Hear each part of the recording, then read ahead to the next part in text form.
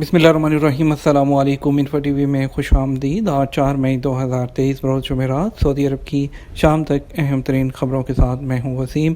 اگر آپ بھی سعودی عرب کی خبریں حاصل کرنا چاہتے ہیں انفو ٹی وی کو سبسکرائب کر لیں، بیل آئیکن کو پریس کر لیں۔ آج کے نیوز بلیٹن کو مکمل دیکھیے گا۔ شروع کرتے ہیں پہلی خبر کے ساتھ۔ سوڈان سے متعلق OIC کا ہنگامی اجلاس، انخلا کی سعودی کوششوں کی تعریف۔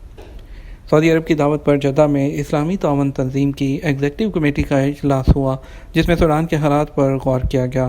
سعودی پریس ایجنسی کے مطابق OIC کے سربراہ حسین ابراہیم طاہا نے یقین دلایا ہے کہ OIC سوڈان میں جنگ کے خاتمے کے لیے سنجیدہ کوششوں میں ہے۔ انہوں نے کہا اجلاس کے شرکاء کی سفارشات پر عمل کرتے ہوئے OIC کا وفد سوڈان کا دورہ کرے گا، تاہم اس کے لیے مناسب وقت کا تعین کیا جائے گا۔ انہوں نے کہا اجلاس کے شرکاء کی سفارشات پر عمل کرتے ہوئے OIC اس پر عمل کرے گا۔ سوڈان میں خانہ جنگی پر افسوس کا اظہار بھی کیا اور جنگ بندی کا مطالبہ کیا۔ انہوں نے کہا سوڈانی عوام کو جو سول حکومت ہے اس کی تشکیل کی توقع تھی۔ سعودی عرب میں سٹیل شیٹس بنانے والا پہلا کمپلیکس قائم کیا جائے گا۔ سعودی ارامکو چینی کمپنی باب سٹیل اور سعودی پبلک انویسٹمنٹ فنڈ نے سعودی عرب میں سٹیل شیٹس تیار کرنے والا سب سے بڑا مکمل کمپلیکس قائم کرنے کا ایگریمنٹ کر لیا۔ الشرق الوسط کے مطابق توقع کی جا رہی ہے کہ کمپلیکس راس الخیر انڈسٹریل سٹی میں قائم کیا جائے گا۔ یہ سعودی عرب کے مشرق میں واقع ہے اور مملکت کے ان 4 نئے اکنامک سٹیز میں سے ایک ہے جن کا اعلان حال ہی میں سعودی ولی عہد اور وزیر اعظم شہزادہ محمد بن سلمان نے کیا تھا۔ مذکورہ کمپلیکس سعودی عرب اور GCC ممالک میں اپنی نوعیت کا پہلا کمپلیکس ہوگا۔ یہ پورے ریجن میں سٹیل سسٹم مہیا کرے گا۔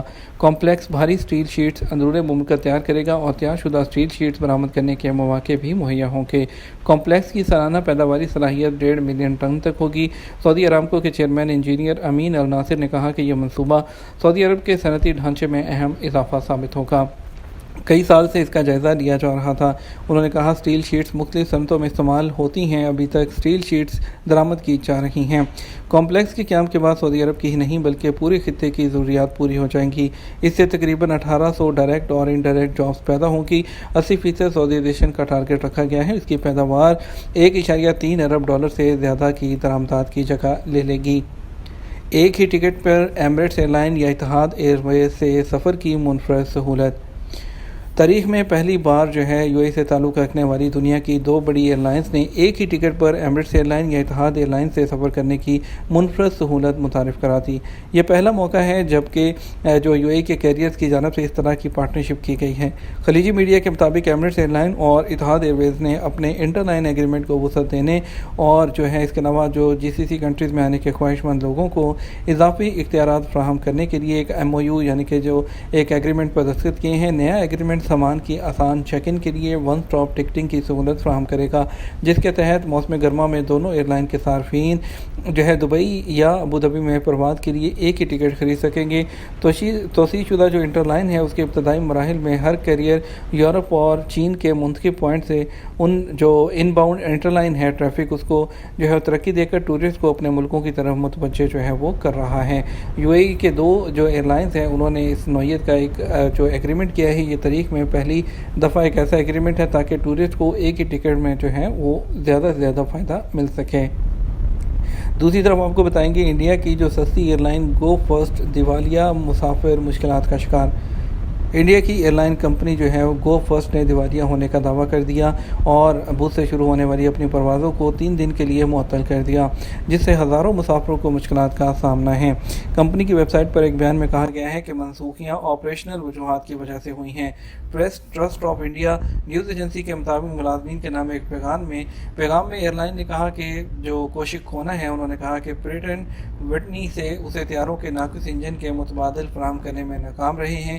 عالمی سطح پر سروسز دینے والی امریکی ایرو اسپیس بنانے والی کمپنی پریٹ اینڈ وٹنی نے اس بارے میں فوری طور پر کوئی تبصرہ نہیں کہا۔ انہوں نے کہا کمپنی تمام سٹاف کے لیے انتہائی احتیاط اور فکر مندی کے ساتھ صورتحال پر قابو پانے کی کوشش کر رہی ہے۔ گو فرسٹ کے پاس مارچ میں اوسطاً تقریباً 30,000 روزانہ قومی مسافر تھے، اس لیے پروازوں میں رکاوٹ سے تقریباً 90,000 سے زیادہ مسافروں کے متاثر ہونے کی توقع ہے۔ ایک تاجر ہیں نتیش جین، انہوں نے کہا کہ اپنی فیملی کے لیے ایک اور ایئر لائن سے زیادہ قیمت پر ٹکٹ خریدنے کی کوشش کر رہے تھے۔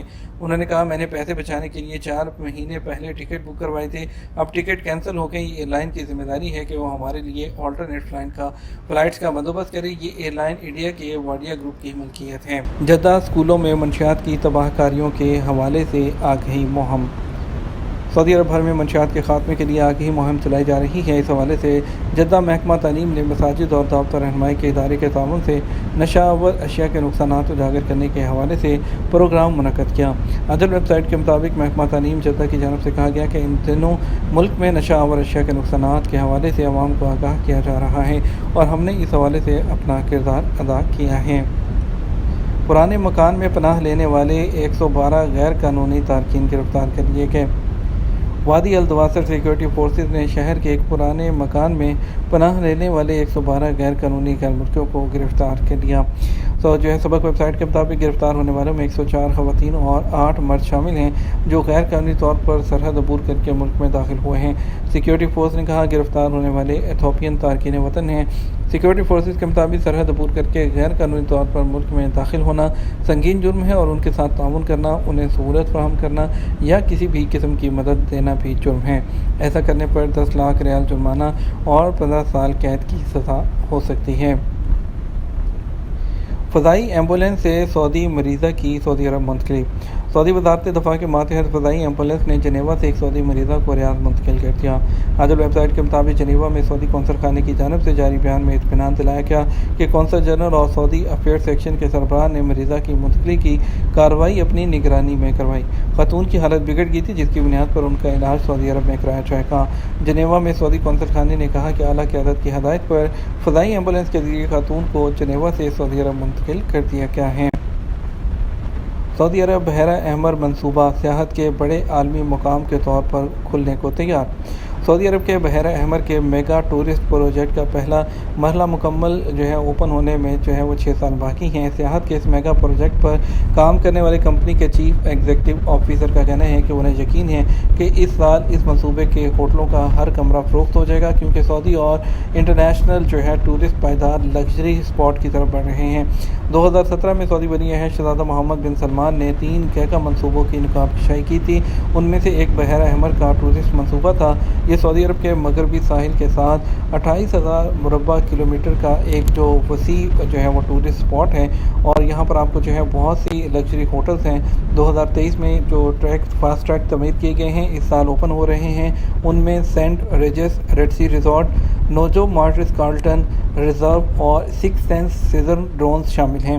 اس ٹورسٹ اسپاٹ کا وقف ہوائی اڈہ اپنی افتتاحی پرواز شروع کرنے کو تیار ہے اور سعودی عرب اربوں ڈالر کے اس منصوبے میں ہزاروں ملازمین کی بھرتی اور ان کے تربیتی عمل سے گزر رہا ہے۔ بحیرہ احمر گلوبل ایک لمیٹڈ مشترکہ اسٹاک کمپنی ہے جو مکمل طور پر سعودی پبلک انویسٹمنٹ فنڈ کی ملکیت ہے۔ یہ سعودی عرب کے ویژن 2030 کے عزائم کا ایک سنگ بنیاد ہے جس کے تحت اس کی اکانومی کو بڑھایا جائے گا اور مذکورہ لگژری ہوٹلوں میں سے پہلا موسم گرما کے شروع میں کھولا جا سکتا ہے۔ تینوں ہوٹل 2023 کے آخر تک کھلیں گے اور اس کے بعد اگلے سال مزید 13 ہوٹل کھلیں گے۔ یہ تو ہمارا اب تک کا نیوز بلیٹن، ہمیں اجازت دیجیے، اپنا خیال رکھیے گا، السلام علیکم۔